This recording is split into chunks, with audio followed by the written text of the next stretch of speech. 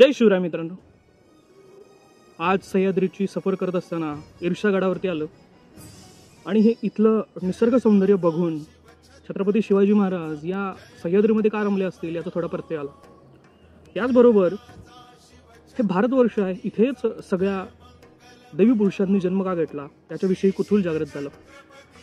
इथला हा निसर्ग, इथल्या नदी नाले सगळ्यांविषयीच आत्मीयता असते आणि आपण सनातन हिंदू लोक इथल्या निसर्गाची पूजा करत असतो। कधी आपण पर्वतांची पूजा करतो, कधी नद्यांची पूजा करतो, आपण कधी इथल्या झाडांची पूजा करतो। अशाच पद्धतीने आमच्यासारखे काही आवली या सह्याद्रीची भटकंती करत असताना या सगळ्या गोष्टींचा प्रत्यय घेत असतो। खरं तर या भारतवर्षामध्ये हजारो वर्षापूर्वीपासून परकीय आक्रमकांनी इथली समृद्धी बघून याच्यावरती आक्रमण केलेली होती।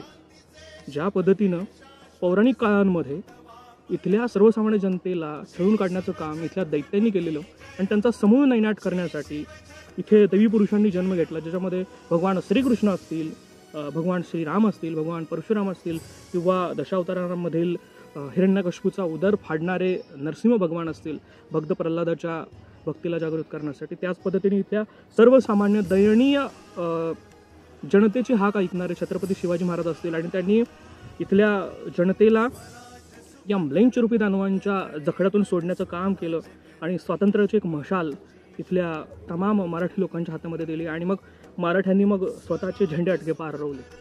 तर हे सगळं एका छंदामध्ये बंदित करत असताना कविभूषण खूप सुंदर पद्धतीने असं म्हणतो की छत्रपती शिवाजी महाराज हे त्या युगपुरुषांप्रमाणे आहेत, त्या देवी पुरुषांप्रमाणे आहेत की जसं हिरण्यकश्यपूला मारण्यासाठी नरसिंहांनी खांबातून अवतार घेतला, ज्याच पद्धतीनं रावणाला मारण्यासाठी प्रभू श्रीरामचंद्रांनी जन्म घेतला, कंसाला मारण्यासाठी भगवान श्रीकृष्णाने जन्म घेतला, त्याच पद्धतीनं भगवान परशुरामांनी सुद्धा जन्म घेतला आणि अशाच तद्वतच पद्धतीनं छत्रपती शिवाजी महाराजांनी सुद्धा इथल्या मेंचरूपी दानवांचं मर्दन करण्यासाठी छत्रपती शहाजी राजे आणि जिजाऊ मासाहेबांच्या पोटी जन्म घेतला।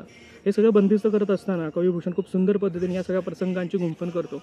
तो असं म्हणतो, दारुण सुदत हिरण्यकुश बिदर बेको भयो नरसिंह रूप तेज बिकरार है, भूषण भणत ते हे रावण कुमारी बेको रामचंद्र भयो रघुकुल सरदार है, कंस के कुटिल बल वंशनी बिदर बेको भयो यदुराई वसु देवक कुमार है, पृथ्वी पुरुत साही के सुपुत शिवराज म्लेच्छन कुमारी बेको 13 अवतार है, म्लेच्छन कुमारी बेको 13 अवतार है। म्हणजे छत्रपती शिवाजी महाराजांनी इथल्या दानव रूपी म्लेच्छ शक्तीचं मर्दन करण्याचं काम केलं। या म्लेच्छ शक्तीमध्ये इथले इस्लामी आक्रमक असतील, डच, पोर्तुगीज, फ्रेंच असतील, सगळ्यांचा समूळ नैनाट करण्याचा प्रारंभ छत्रपती शिवाजी महाराजांनी केला आणि मग छत्रपती शिवाजी महाराजांच्या कृपेने जे सुरू झालेलं स्वराज्य होतं त्याचं मराठा साम्राज्य झालं आणि मग मराठ्यांनी 18वं शतक गाजवलं आणि मग आपण त्याच्यासाठी असं म्हणतो की मराठ्यांचे झेंडे हे अहत तंजावर ते तहत पेशावरती गाजलेले, अटकपासून कटकपर्यंत मराठ्यांचं साम्राज्य पसरलेलं आहे आणि या सगळ्याची प्रेरणा फक्त छत्रपती शिवाजी महाराज आहेत आणि इथे या किल्ल्यावरती आलो त्यानिमित्तानं आम्ही छत्रपती शिवाजी महाराजांचं स्मरण करतोय।